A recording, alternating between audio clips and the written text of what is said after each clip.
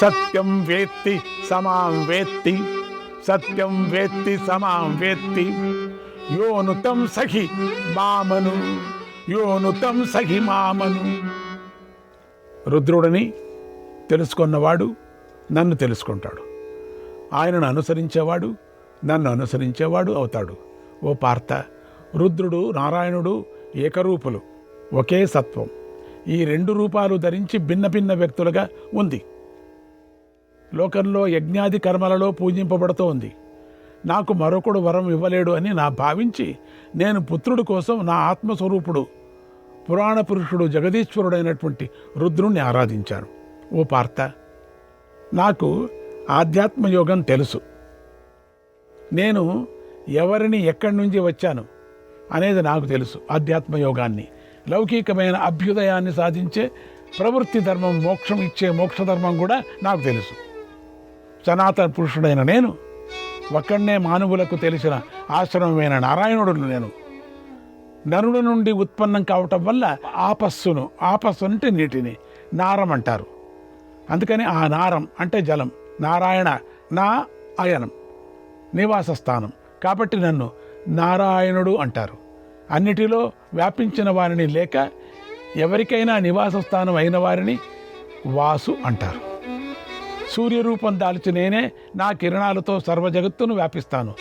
సర్వభూతాది వాసచ్చ, సర్వభూతాది వాసచ్చ, వాసుదేవస్తతో హ్యహం, వాసుదేవస్తతో హ్యహం. నేనే సమస్త ప్రాణులకు నివాసం కావటం వల్ల నా పేరు వాసుదేవుడు. నేనే అన్ని ప్రాణులకు గతి ఉత్పత్తికి స్థానం అవుతాను. నేనే ఆకాశాన్ని భూమిని వ్యాపించి ఉన్నాను. నా కాంతి అన్నిటికన్నా అధికమైనది. నేనే సమస్త ప్రాణుల అవసాన సమయంలో పొందగోరే బ్రహ్మను. నేను అంతటినీ అతిక్రమించి ఉన్నాను. ఈ కారణాల అన్నిటి వల్ల నా పేరు విష్ణు అయ్యింది. మానవులు దమం, ఇంద్రియ నిగ్రహం వల్ల సిద్ధిని పొందగోరి నన్ను పొందాలనుకుంటారు. వారు దమంతోటే భూమి ఆకాశాల మధ్యలో ఉంటే లోకాలలో ఉన్నత స్థితిని పొందగోరుతారు. కాబట్టి నాకు దామోదరుడు అనే పేరు వచ్చింది. అన్నం, వేదం, నీరు, అమృతాలకు పృష్ణి అనేటువంటి పేరు. పృష్ణి అవి నా గర్భంలో ఉన్నాయి. పృష్ణి గర్భం అంటామే, కనుక నేను పృష్ణి గర్భుడును. త్రితముని ఆయన సోదరులు బావిలోనికి త్రోసినప్పుడు ఋషులు నన్ను పృష్ణి గర్భ, ఏకతుడు, ద్వితుడు కలిసి బావిలోనికి త్రోసిన త్రితుడు మునిగిపోకుండా రక్షించు అని ప్రార్థించారు. అప్పుడు వారు ఎన్నోసార్లు పృష్ణి గర్భనామంతో కీర్తించారు. బ్రహ్మదేవుడి మొదటి పుత్రుడు ఋషిశ్రేష్ఠుడు త్రితముని. ఆ త్రితుడు బావిలో నుంచి ఒడ్డుకు చేరాడు. జగత్తును తప్పింపజేసే సూర్య, అగ్ని, చంద్రుల్లో ప్రకాశించే కిరణాలన్నిటినీ నా కేశాలు అని కీర్తిస్తూ ఉంటారు. ఆ కేశాలు కలిగి ఉండటం వల్ల సర్వజ్ఞులైన వారందరూ నన్ను కేశవుడు అంటారు అన్నాడు శ్రీకృష్ణుడు. శ్రీకృష్ణాయ పరమాత్మనే నమః. 342వ అధ్యాయం. భగవంతుడు అర్జునుడికి ఇలా చెప్తున్నాడు. ఓ అర్జున, ఇంద్రుడు అహల్యను అవమానించి గౌతముని శాపానికి గురి అయ్యాడు. ఎర్రని మీసాలు గడ్డం గలవాడు అయినాడు. అలాగే విశ్వామిత్రుడి శాపం వల్ల ఇంద్రుడు అండకోశాన్ని పోగొట్టుకొని మేషవృషణుడు అయ్యాడు. అశ్విని కుమారులకు లభించవలసినటువంటి యజ్ఞభాగాన్ని వారికి అందకుండా అడ్డం పడ్డాడు. అప్పుడు వజ్రాయుధాన్ని పట్టుకున్న ఇంద్రుడి చేతులను చవన మహర్షి స్తంభింపజేశాడు. ఇలాగే దక్ష ప్రజాపతి తన యజ్ఞాన్ని ధ్వంసం చేసిన శివుడిపై కోపించాడు. గొప్ప తపస్సు చేసి రుద్రుడి ముఖాన 3వ కంటిని ఏర్పరిచాడు. రుద్రుడు త్రిపురాసురులను వధించటానికి దీక్ష స్వీకరించినప్పుడు శుక్రాచార్యుడు తన జటలను పీకి ఆయనపైకి విసిరాడు. ఆ జటల నుండి సర్పాలు జనించి శివుని కంఠానికి చుట్టుకొని కరిచాయి. అందువల్ల ఆయన కంఠం నీలంగా మారింది. అంతేకాదు, స్వయంభువ మన్వంతరాల్లో నారాయణుడు శివుడి కంఠం పట్టుకున్నాడు. అందువల్ల కూడా శివుడి కంఠం నీలంగా మారింది. అంగీరసుడు పుత్రుడైన బృహస్పతి అమృతం పుట్టే ఆ సమయంలో జలాన్ని ఆచమనం చేశాడు. అప్పుడు నీరు మురికిగా ఉంది. అందుకు బృహస్పతి నీటిపై కోపించాడు. నా ఆచమన సమయంలో నీరు మురికిగా ఉన్నది కాబట్టి నీరు మురికిగానే ఉంటుంది, మలినంగానే ఉంటుంది.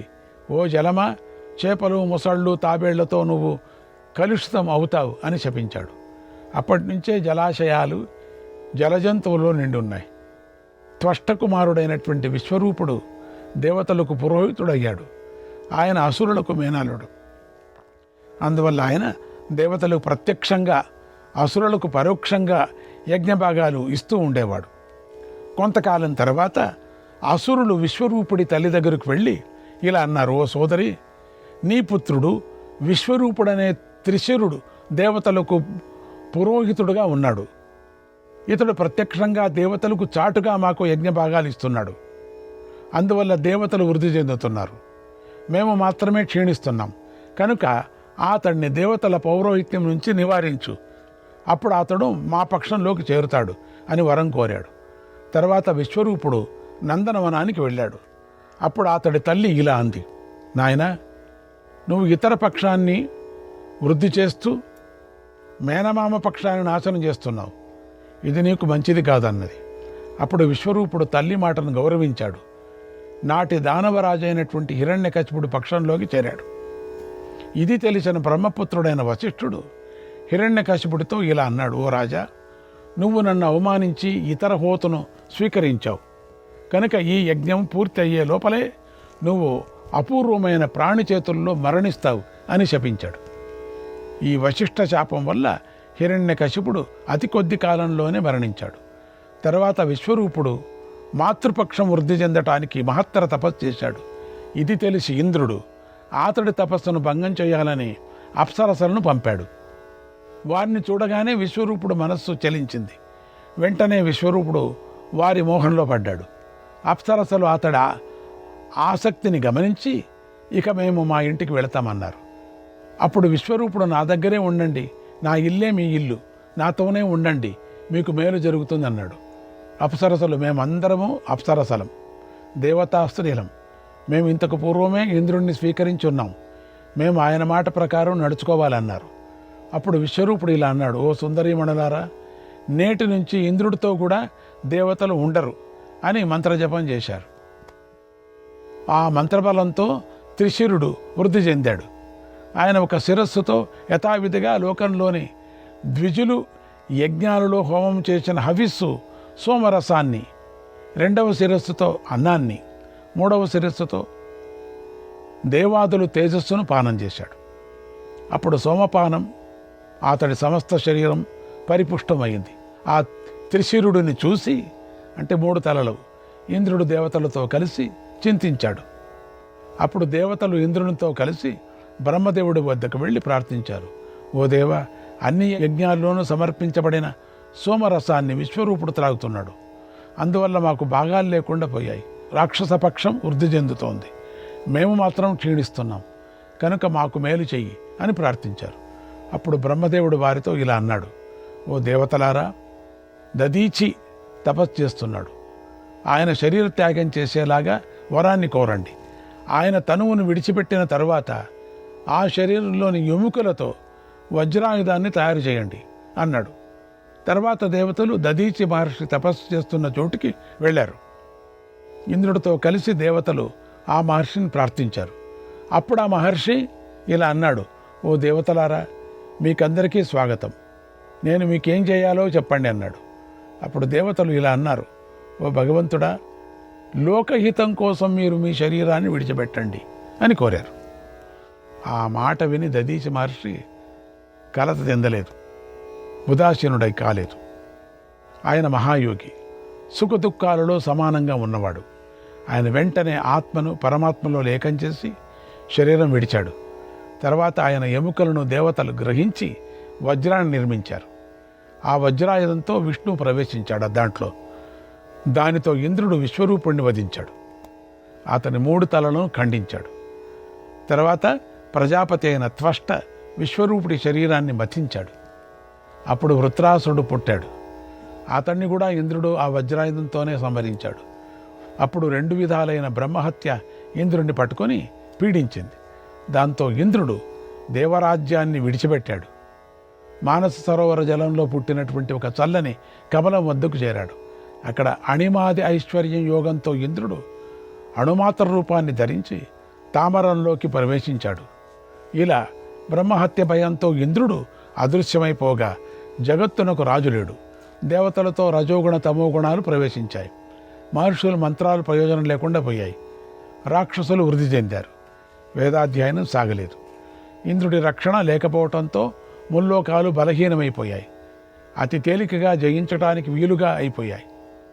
తర్వాత దేవతలు మహర్షులు ఆయువు పుత్రుడైనటువంటి నహుషుడిని ఇంద్రుణ్ణి చేశారు.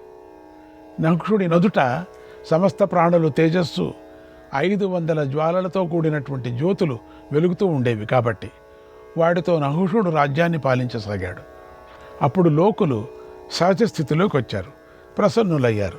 కొంతకాలం గడిచిన తర్వాత నహుషుడు దేవతలతో ఇలా అన్నాడు, ఓ దేవతలారా, ఒక్క సచీదేవి తప్ప ఇంద్రుడు అనుభవించిన ఇతర వస్తువులు అన్నీ నాకు లభించాయి అని సచీదేవి వద్దకు వెళ్ళి ఇలా అన్నాడు, ఓ సౌభాగ్యవతి, నేను దేవరాజును, ఇంద్రుడను, నన్ను స్వీకరించు అన్నాడు. సచీదేవి ఇలా అంది, ఓ రాజా, నువ్వు సహజంగా ధర్మాత్ముడువు, చంద్రవంశంలో శ్రేష్ఠుడువు. పరశ్రీని బలాత్కారం చెయ్యటం నీకు మంచిది కాదు అంది. అప్పుడు నహుషుడు, నేనప్పుడు ఇంద్రుడిని, ఇంద్ర పదవిలో ఉన్నా నేను నహుషుడు చెప్తున్నాడు, ఉన్నాను. త్రిలోక రాజ్యానికి రత్నాలకు అధికారిని అయి ఉన్నాను.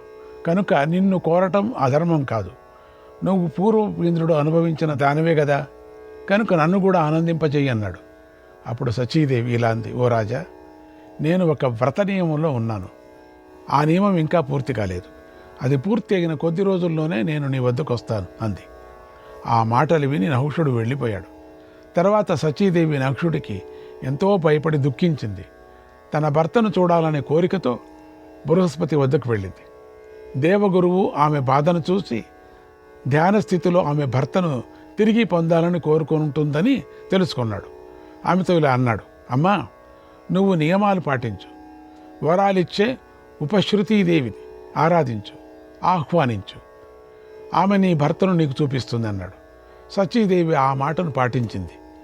ఉపశ్రుతీదేవి మంత్రాలతో ధ్యానించింది. ఉపశ్రుతి ప్రత్యక్షమై సచీదేవితో ఇలా అంది, ఓ దేవి, నీకేం కావాలో కోరుకో అంది.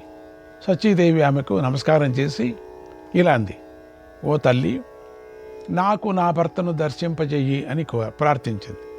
అప్పుడు ఉపశ్రుతి శచిని మానస సరోవరానికి తీసుకువెళ్ళింది. అక్కడ తామరతూడు రంధ్రంలో దాగి ఉన్నటువంటి ఇంద్రుణ్ణి చూపించింది. ఇంద్రుడు సచీదేవిని చూసి ఇలా అన్నాడు, ఓ దేవి, నేను నిన్ను విడిచిన తర్వాత నువ్వు ఎలా జీవిస్తున్నావు అని అడిగాడు. అప్పుడు సచీదేవి ఇలా అంది, ఓ దేవా, ఇప్పుడు నహుషుడు ఇంద్ర పదవిలో ఉన్నాడు, నన్ను కోరుకుంటున్నాడు. నేను వ్రతనియమంలో ఉన్నాను, నాకు కొద్ది సమయం కావాలని చెప్పాను అంది. అప్పుడు ఇంద్రుడు ఇలా అన్నాడు, ఓ దేవి, నువ్వు నహుషుడి వద్దకు వెళ్ళి ఇలా చెప్పు, ఓ రాజా, నువ్వు ఋషులులాగే అపూర్వమైన వాహనం ఎక్కి నా వద్దకు రా, అప్పుడే నన్ను తీసుకొని వెళ్ళు. ఇంద్రుడి వద్ద అందమైన పెద్ద పెద్ద వాహనాలు అనేకం ఉన్నాయి. వాటన్నిటినీ నేను ఎక్కను. వాటి మీద నాకు మోజు తీరిపోయింది. నేను ఎక్కాను కూడా, ఇప్పుడు ఎక్కను, నాకు మోజు తీరిపోయింది. కనుక వాటన్నిటికంటే నాకు ఇప్పుడు విలక్షణమైన వాహనాన్ని కావాలి అని చెప్పు. అలాంటి వాహనాన్ని ఎక్కి నా వద్దకు రా అని చెప్పు అన్నాడు. ఆ ఉపాయం సచీదేవికి నచ్చింది. సంతోషంగా స్వర్గానికి చేరింది. ఇంద్రుడు మళ్ళీ తామరతోడులోకి ప్రవేశించాడు.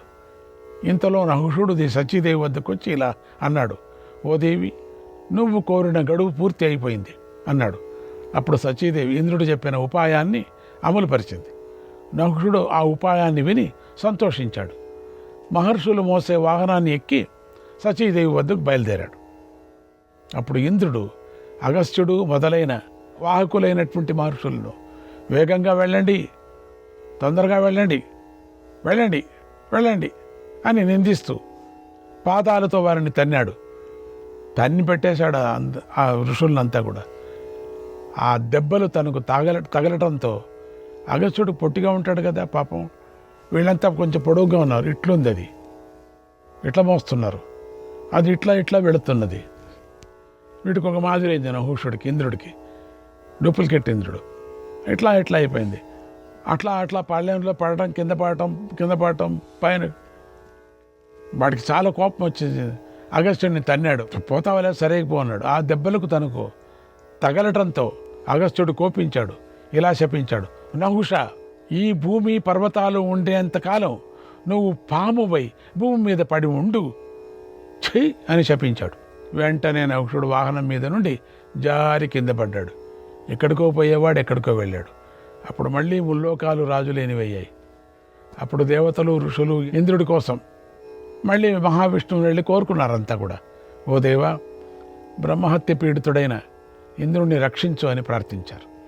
అప్పుడు శ్రీహరి ఇలా అన్నాడు, ఓ దేవతలారా, ఇంద్రుడు నన్ను ఉద్దేశించి అశ్వమేధ యాగం చెయ్యాలి, అప్పుడే అతడు తన పదవిని పొందుతాడన్నాడు. ఆ మాటలు విని దేవతలు, మహర్షులు వెంటనే ఇంద్రుడిని వెతికారు. కానీ వారికి ఇంద్రుడి జాడ తెలియలేదు.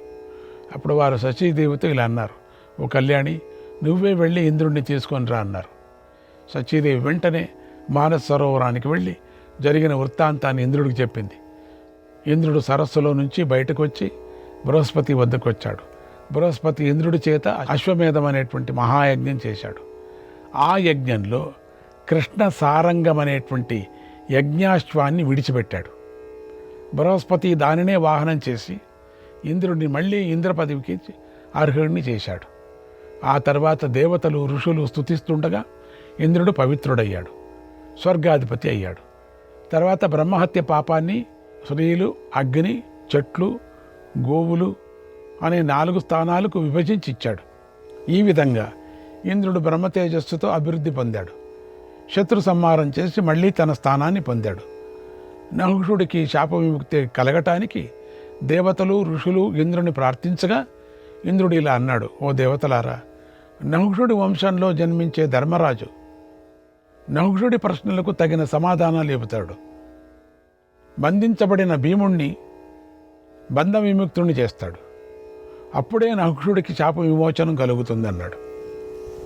పూర్వకాలంలో, అంటే వాడే నహుషుడు, అంత పెద్ద పాము. పూర్వకాలంలో భారద్వాజుడు ఆకాశగంగలో నిలబడి ఆచమనం చేసే సమయంలో ముల్లోకాలను 3 పాదాలతో కొలుస్తూ శ్రీహరి ఆయనను సమీపించాడు. అప్పుడు నీటితో కూడిన తన చేతితో వామనమూర్తిని కొట్టాడు. అందువల్ల మహావిష్ణువు వక్షస్థలంలో ఒక మచ్చ ఏర్పడింది. భృగు మహర్షి శాపం వల్ల అగ్ని సర్వభక్షకుడయ్యాడు. ఆ అదితి తాను చేసే పాకం తిని దేవతలు, రాక్షసులను చంపుతారనే ఉద్దేశంతో ఆహారాన్ని సిద్ధం చేసింది. అప్పుడు బుధుడు తన తపస్సును పూర్తి చేసుకొని వచ్చి భిక్ష పెట్టమని అతిథిని కోరాడు. అప్పుడు ఆమె దానిని ముందు దేవతలే తినాలి, ఇతరులు తినకూడదు అని ఆలోచించి ఆ ఉద్దేశంతో బుధుడికి భిక్ష పెట్టలేదు. అందుకు బుధుడు కోపించి అదితిని ఇలా శపించాడు, నీకు అండనామంతో వివస్వంతుడు 2వ జన్మను పొందేటప్పుడు గర్భంలో బాధ కలుగుతుంది, ఆ బాధతో ఆ పిండం మృతి చెందుతుంది అని శపించాడు. ఆ మృతాండం నుంచి జన్మించడం చేత శ్రాద్ధ దేవుడనే వివస్వంతుడు మార్తాండు అనే పేరుతో ప్రసిద్ధి అవుతాడు అన్నాడు. తర్వాత దక్షుడు తాను కన్న 60 మంది పుత్రికల్లో కశ్యపుడికి 13 ధర్మదేవుడికి 10 మందిని, 10 మందిని మనువునుకు, 27 మందిని చంద్రుడికి ఇచ్చి వివాహం చేశాడు. ఈ 27 నక్షత్ర నామంతో ప్రసిద్ధికెక్కారు. వారంతా సమాన సౌందర్యవతులు. కానీ చంద్రుడు రోహిణి మీదే ప్రేమను పెంచుకున్నాడు. అందుకు మిగిలిన భార్యలు బాధపడి తండ్రి వద్దకు వెళ్ళి ఇలా అన్నారు, ఓ తండ్రి, మేమందరం సమాన ప్రభావం కలవారం, అయినా చంద్రుడు రోహిణి మీదే ఎక్కువ ప్రేమ చూపిస్తున్నాడు అన్నారు. అది విని దక్షుడు కోపించాడు. చంద్రుడికి క్షయవ్యాధి కలుగుగాక, క్షయవ్యాధి అని శపించాడు. ఆ దక్షశాపం వల్ల చంద్రుడికి క్షీభి వ్యాధి సంక్రమించింది. శ్రీకృష్ణాయ పరమాత్మనే నమః.